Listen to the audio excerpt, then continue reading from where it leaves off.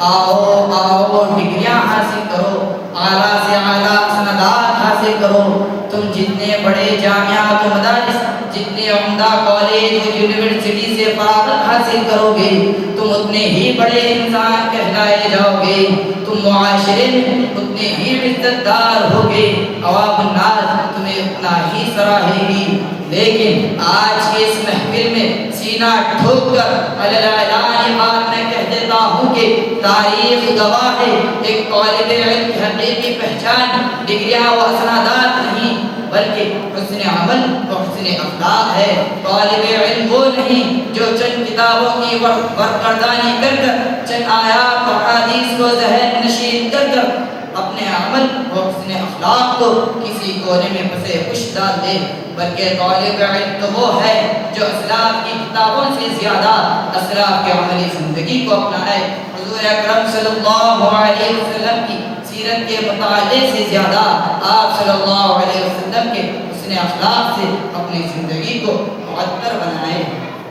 حاضرین محفل، علم کیا ہے؟ علم کائنات کا سب سے بڑا پاور ہاؤس ہے، لیکن یہ پاور ہاؤس تب تک اندھیرے میں رہتا ہے جب تک اسے عملی جامہ نہ پہنایا جائے۔ قرآن کریم نے سورہ صف میں کتنے جلال کے ساتھ اعلان فرمایا، یا ایھا الذین آمنوا لم تقولون ما لا تفعلون کبر مقتا عند اللہ ان تقولوا ما لا تفعلون۔ اے ایمان والو، تم وہ بات کیوں کہتے ہو جو خود نہیں کرتے؟ اللہ کے نزدیک یہ سب ناپسندیدہ بات ہے کہ تم وہ کہو جو خود نہ کرو۔ یہ آیت ایک طالب علم کے لیے تنبیہ ہے۔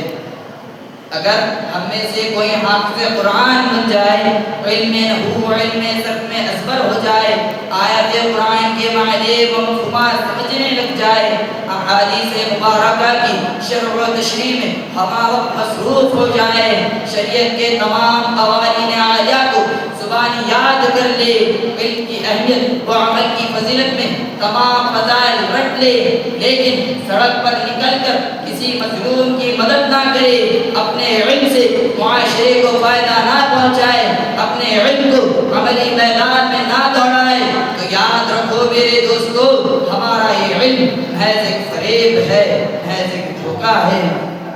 ہمارا علم اس طرح جیسی ہے جسے بے آب صحرا میں پیاسا پانی سمجھ لیتا ہے، اور جب اس سے فائدہ اٹھانے کے لیے پہنچتا ہے تو اسے صرف ملالی ہاتھ رکھتی ہے۔ والذین کفروا اعمالهم کسراب بقیعة یحسبه الظمآن ماء حتی اذا جاءه لم یجده شیئا۔ حاضرین محفل، حضور اکرم صلی اللہ علیہ وسلم ہر صبح یہ دعا مانگا کرتے تھے، اللہم انی اسألک علما نافعا، اے اللہ میں تجھ سے نفع بخش علم کا سوال کرتا ہوں، اور بارہا یہ بھی دعا فرماتے تھے، اللہم انی اعوذ بک من علم لا ينفع، اے اللہ میں اس علم سے تیری پناہ چاہتا ہوں جو نفع نہ دے۔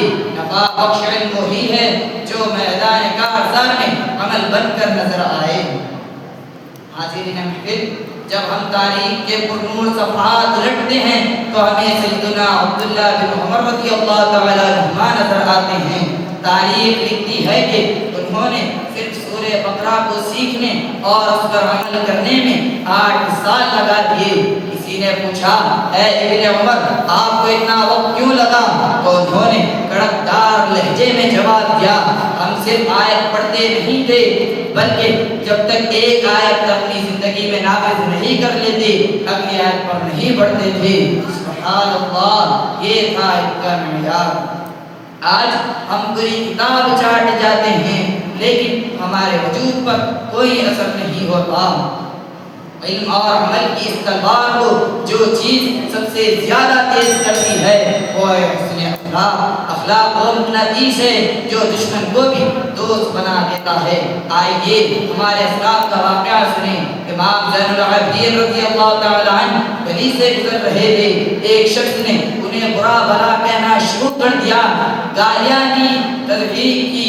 امام رک گئے، غصہ کرنے کے بجائے مسکرائے اور فرمایا، بھائی میری جتنی برائیاں تم نے کی بری ہے میں اس سے بھی زیادہ برا ہوں، بتاؤ تمہیں کسی اور چیز کی ضرورت ہو تو میں حاضر ہوں۔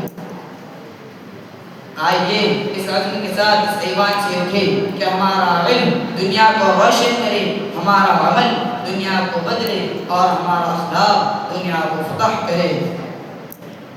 بات کو سمیٹتے ہوئے میں صرف اتنا کہوں گا کہ اگر ہم نے اپنے اندر یہ تینوں صفات پیدا نہ کی تو آنے والے نسلوں کو کیا جواب دیں گے؟ ہمیں صرف کتابوں کے کیڑے بن کر نہیں جینا چاہیے، ہمیں وہ شاہین بننا چاہیے جو ستاروں پر کمن ڈالتے ہیں۔ نہیں تیرا نشیمن قصر سلطانی کی گنبد پر، نہیں تیرا نشیمن قصر سلطانی کی گنبد پر، تو شاہین ہے بسیرا کر پہاڑوں کی چٹانوں پر۔ وما علینا الا البلاغ۔ السلام علیکم۔